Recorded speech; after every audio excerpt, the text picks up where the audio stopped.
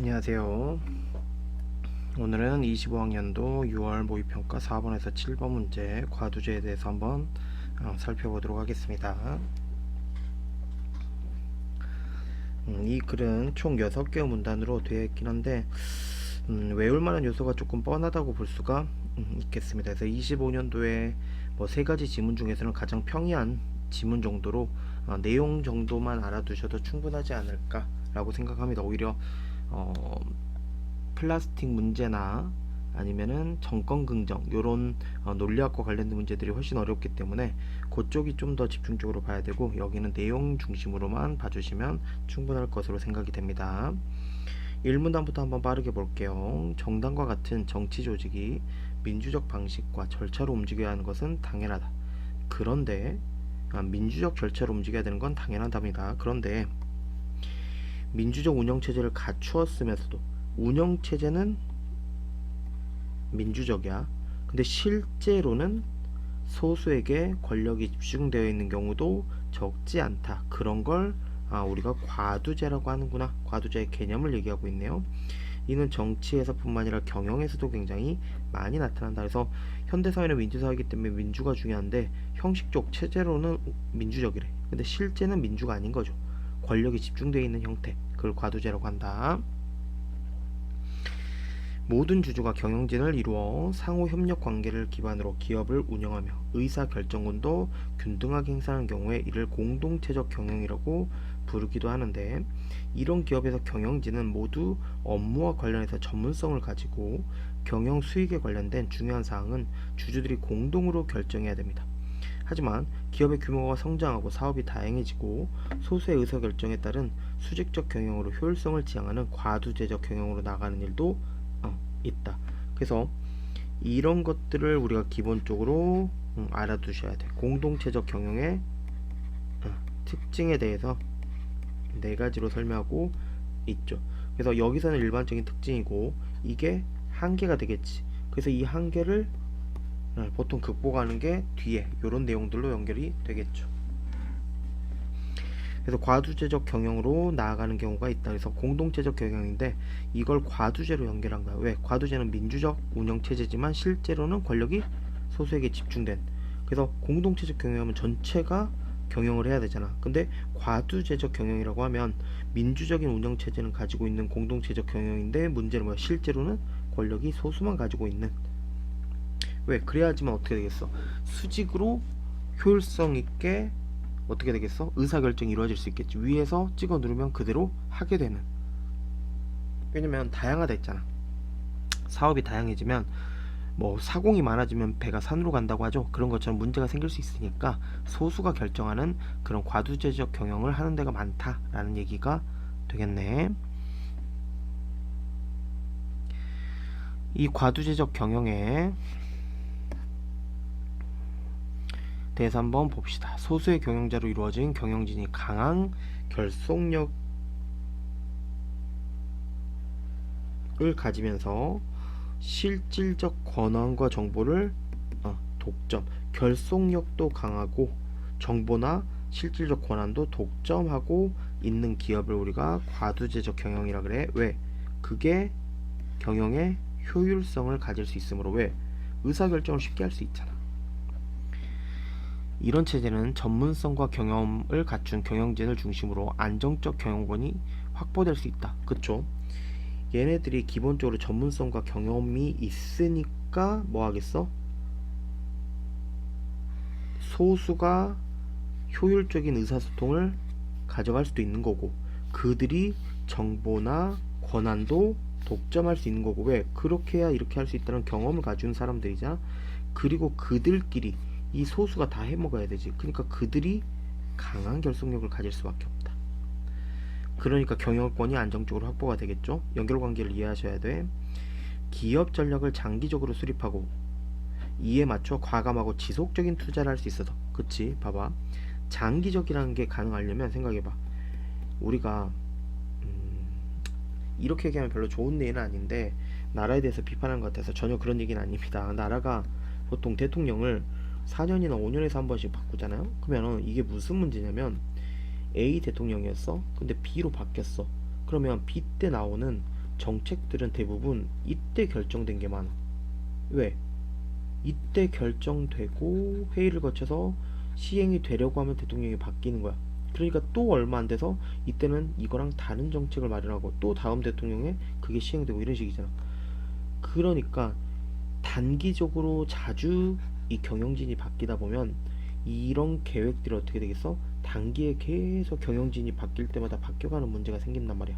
그러니까 장기적이 되려면 이 과두제 소수가 장악하는 게 돼야 된다는 얘기야. 소수가 장악하니까 전문성과 경험을 갖춘 사람이 장악을 해버려. 그러면 정보도 갖추고 있고, 그 다음에 내용도 갖추고 있고, 효율성 있는 경영도 할 수 있고, 의사소통도 쉽게 할 수 있잖아. 그러니까 장기적으로 계획을 세우고 이걸 끝까지 밀고 가는 거야. 그러니까 과감하고 지속적인 투자를 할 수 있겠지. 근데 만약에 경영진이 바뀌었어. 장기적 수립도 안 되겠고 단기밖에 안 되겠지만 투자도 과감하지 못하겠죠. 지속적 투자 안 되겠지. 자기 생각이 다르면 투자를 안 할 테니까. 그러니까 첨단 핵심 기술의 개발에도 유리한 면이 있다. 왜? 얘네들은 이게 뒷받침이 되어야 할 수 있는 거잖아. 그리고 기업과 경영진 간의 높은 일체성은 위기 상황에서 신속한 의사결정, 아까 얘기했죠? 소수가 결정을 해버리니까 신속하게 할 수 있겠지? 효율적인 대처에도 가능하다. 그래서 이런 것들은 과두제적 경영의 장점입니다. 굉장히 중요해. 이 과두제적 묶어서 이게 단점이잖아. 묶어서 내도 되고 각각을 내도 괜찮다. 그런 데가 나왔어. 앞에가 장점이었어. 그런 데가 나왔습니다. 그럼 단점으로 우리 역접에 구조를 한다는 걸 이해하시겠죠? 대체로 주주의 수가 많으면 개별 주주의 결정권은 약하고 소수의 경영진이 기업을 장악하는 힘은 크다. 왜? 이게 착각하면 안 돼. 주주가 많다는 게 무슨 말이야? 그러니까 쉽게 얘기하면 개미들이 많다는 거야. 주식 투자에. 그럼 개미들이 많으면 이 개미들을 털어먹는 세력들 어떻게 되겠어? 소수겠지. 얘네들이 이걸 다 털어먹겠지. 얘도 마찬가지야. 주주가 많으면 뭐해? 주주가 많으니까 사공이 많은 거야. 그럼 결정권은 약한 거야. 소수의 몇 큰 놈들이 다 결정을 하게 된다는 얘기야. 그러니까 그들의 장악한 힘은 크다. 이를 이용해서 정보와 권한이 집중된 소수의 경영진이 지금 위에 과두제죠? 사익, 개인의 이익을 추구해버린다는 얘기야. 그러면 지네들이 개인의 이 정보 위에서 정보나 권한을 독점하고 있댔지. 그러면 이 정보나 권한을 독점하고 있는 걸 자기 이익을 위해서 써버리면 어떻게 되겠어? 자기가 가지고 있는 정보로. 그치. 그러면 다수의 주주는 손해를 보는 일이 생긴다는 얘기야. 그래서 경영 성과를 실제보다 부풀려 투자를 유치한 뒤에 주주들에게 회복하기 어려운 손해를 입히는 경우도 많고, 기업 운영에 중대한 영향을 미치는 주요 정보들을 은폐 숨겨버리거나 경영 상황을 조작해버려서 발표를 해. 그럼 어떻게 되겠어? 만약에 좋은 게 있다라고 발표를 해. 그럼 주식이 막 올라가겠지. 그럼 그 높은 가격에서 자기는 팔아버린 거야. 근데 나중에 이게 조작이었다 밝혀지면 어떻게 돼? 회사는 회복하기 힘든 피해를 입겠고, 이 사람은 개인의 이익을 엄청나게 얻게 되는 이런 문제가 생긴다는 거지. 결과적으로 기업의 가치를 심각한 타격을 주는 사례를 볼 수 있다. 그래서 과두제적 경영의 장점과 단점에 대해서 설명을 하고 있는 겁니다. 이러한 문제점을 완화하기 위해서 과두제적 경영의 문제점, 기업이 경영자와 계약을 체결하여 급여 이외에 경제적 이익을 동기로 부여하는 방안이 있다. 예시죠. 그 두 가지가 첫 번째 스톡 옵션, 그 다음에 두 번째가 주식평가 보상권이라는 거야.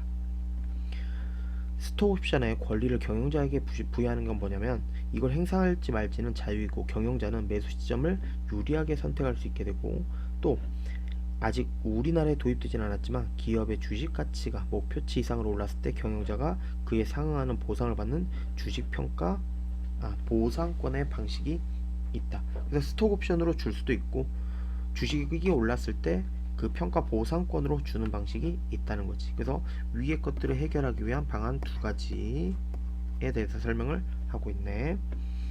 기업 경영의 건전성을 확보하기 위해 마련된 공적 제도들은 과도제적 경영의 폐해를 방지하는 기능도 한다. 기업의 주식 가치에 영향을 미칠 수 있는 정보 제공을 법적으로 의무화한 경영 공시 제도는 경영 공시제도는 경영의 투명성을 높이려는 것이다. 왜? 공시라는 건 공개적으로 발표를 한다는 얘기잖아. 그럼 당연히 투명해지겠지. 왜? 이 모든 정보를 아까는 위에서 요거였죠. 소수가 정보를 다 독점해버려. 권한도 독점해버려. 그럼 걔네들이 사익을 추구해버리면 기업이 피해를 받잖아. 그러지 못하게 이걸 정보를 공개를 해버린다는 거야. 그게 공시야. 그러면 당연히 경영의 투명성이 높여지겠고 경영진과 주주들 간의 정보 격차는 줄어들겠죠. 그걸 통해서 우리가 해결할 수 있다는 거고, 두 번째는 사회이사. 회사 밖에서 이사를 데리고 오는 거지. 그걸 통해서 독단적인 의사결정을 견제한다. 그러니까 지금 보시면 과두제적 경영의 근본 원인이 뭐 때문이야? 요거 때문이지. 권한과 정보를 독점하는 게 근본 원인이야. 그러니까 쉽게 얘기하면 정보 독점을 약하게 하기 위해서 경영 공시제도를 쓰는 거고, 실질적 권한, 소수가 이 권한을 발휘해버리잖아. 이걸 막기 위해서 쓰는 게 사회 이사 제도로 연결을 해주시면 쉽게 이해가 된다는 얘기입니다. 그래서 이 과두제적 경영에 대해서 한번 살펴보고 그 문제나 어떻게 해결할지를 한번 살펴봤다는 얘기가 되겠죠. 그래서 이런 것들을 한번 살펴봤으니까 우리 문제를 풀면서 우리가 봤던 내용들이 적합하게 이해가 됐는지 한번 살펴보도록 하겠습니다. 첫 번째, 내용 전개 방식으로 적절한 걸 고르라고 하네요. 1번, 대상의 개념과 장단점을 제시하고 보완책을 소개한다. 가능하죠? 방금 뭐라 그랬어?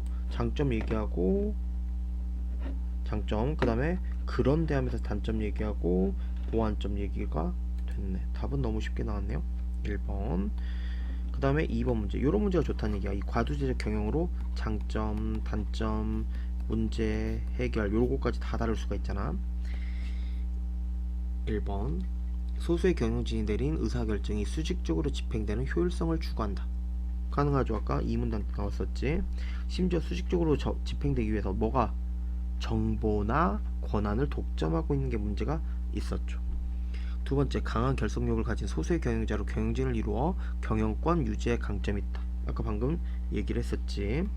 이건 3문단에 나와 있었던 것 같고, 경영권이 안정되어 중요기술 개발에, 그치, 얘가 중요기술 개발에 적극적인 투자하는 데 유리하다. 왜?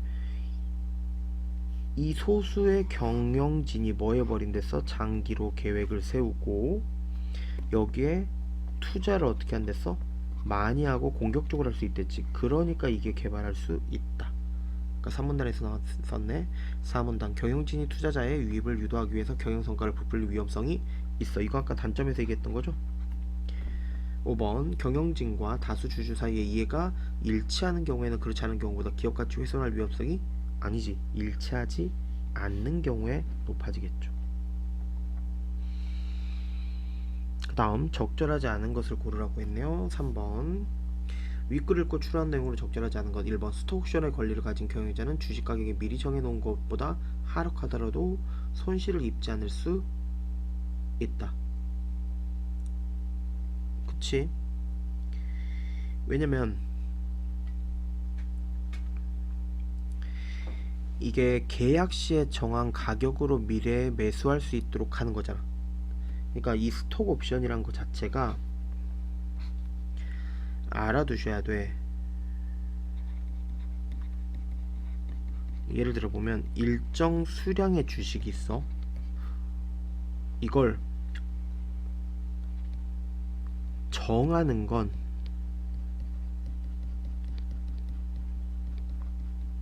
계약시야. 그리고 가격도 이 계약시 때 정한 가격으로 하는 거야. 근데 언제? 매수 시점은 미래야. 그럼 생각을 해봐. 얘는 앞으로 올라갈 거야. 매수의 미래에 매수하는 거야. 근데 계약 시에 언제 살 거고 가격을 어떻게 살지를 정해놨어. 근데 만약에 가격이 올라갔어. 그럼 사면 돼. 근데 가격이 떨어졌어. 그럼 이걸 사면 손해를 보잖아. 그러면 스톡 옵션을 권리를 안 쓰면 돼. 그러니까 미리 정해놓은 것보다 하락하더라도 그러면 스톡 옵션을 발휘를 안 하면 되잖아.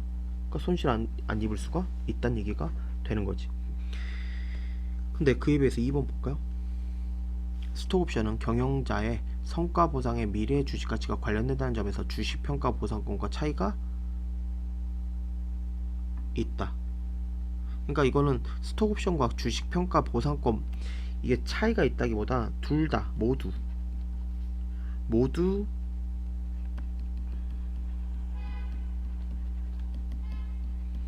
경영자의 성과 보상이 뭐에 관련돼 있다는 얘기야? 미래 주식의 가치에 관련돼 있다는 거지. 왜? 얘도 봐봐. 스톡 옵션을 통해서 아까 뭐 했어? 나중에 올랐어. 권리를 쓰면 돼.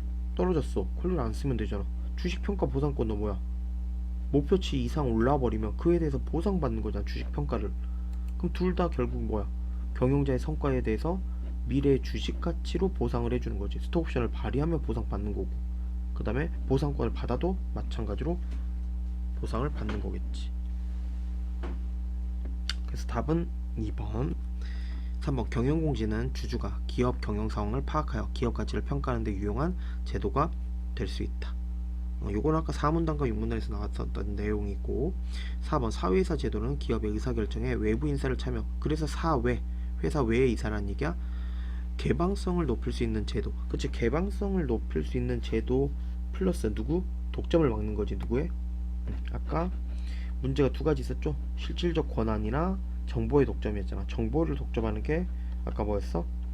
공시제도고, 실질적 권한을 독점하는 게 아까 사회이사 제도였으니까. 그 다음에 5번 경영공시제도와 사회이사 제도는 기업의 중요 정보에 대한 경영진의 독점을 완화할 수 있다. 맞는 얘기가 되겠네. 4번으로 한번 봅시다. X사는 적절한 걸 골라있네. 정밀 부품 분야에서 독보적인 기술을 장기간 보유하여 발전해온 기업으로서 시장 점유율이 높다. 원래 X사의 주주들은 모두 함께 경영진이 되어 중요사항에 대해서 동등한 결정권을 보유했으나 기업이 성장하면서 딱 방금 얘기했던 그 코스 가는 거죠. 지금 효율성 증진을 위해서. 맞죠? 왜? 소수가 빠르게 신속하게 처리해버리면 되잖아. 주주만으로 경영진을 구성하였다. 경영진은 주기적으로 다른 주주들로 교체되어 전체 주주는 기업의 경영 상태를 파악할 수 있으며 경영이익의 분배와 같은 주요사항은 전체 주주가 공동으로 의견한다. X사의 주주 A와 B는 회사의 진로에 관해서 다음과 같은 대화를 나눴다. A. 최근 치열해진 경쟁에 대응하려면 경영진의 구성원을 변동시키지 않고 경영 결정권도 경영진이 전적으로 행사하는 게 좋겠습니다. 그랬더니 B가 이렇게 얘기하네요. 시장 점유율도 잘 유지되고 있고 우리 주주들의 전문성도 탁월하니 예전처럼 회사를 운영한다고 하더라도 문제가 없을 듯합니다 라고 얘기를 하죠. 그럼 한번 볼게요. 적절한 걸 고려했으니까 1번 X사는 주주들 사이에 평등성이 강하여 아까 위에서 얘기했죠. 과도한 정보 격차나 권한 집중과 같은 폐해를 보이지 않는다. 답이 되겠고, 2번 X사는 현재 경영진이 고정되는 구조로 바뀌었지만, 아니죠, 고정이 아니라 계속 바뀐다 했어. 주주가 실적에 대한 이익 분배를 결정할 수 있기 때문에 수직적 경영의 부정영향은 나타나지 않고. 3번 A는 결속력이 강한 소수의 경영진을 중심으로 운영되는 경영 방식을 현행대로 유지. 아니죠, 틀렸네. 그 다음에 4번 B는 수평적인 의사결정 구조로 전환을 최소한하여 효율적 경영을 유지해야 된다. 말도 안 되는 소리 하고 있고, 5번 A와 B는 현재 X사가 경험과 전문성을 바탕으로 안정적인 과두제적 경영을 하고 있다는. 틀렸네요. 답은 1번. 요렇게 보셔야겠네. 그래서 이 문제는 뭐 어려운 건 전혀 없어 보입니다. 그래서 얘는 우리가 공부할 게 조금 뻔하다. 공동체적 경영이란 게 뭔지, 거기서 나아가서 과두제적 경영의 특성, 장점 5가지, 단점, 그 다음에 이 단점을 해결하기 위한 2가지 방안과 그 다음에 기업의 경영 전문성 확보를 위한 방법 두 가지. 요 네 개 정도만 외우시면 충분히 어렵지 않게 내용을 해결할 수 있는 문항이었다고 생각이 됩니다. 그래서 여기는 암기를 잘 해주시고 이해만 하시면 되겠다. 내용 자체가 어렵지가 않습니다. 정리를 잘 해주시면 되겠어요.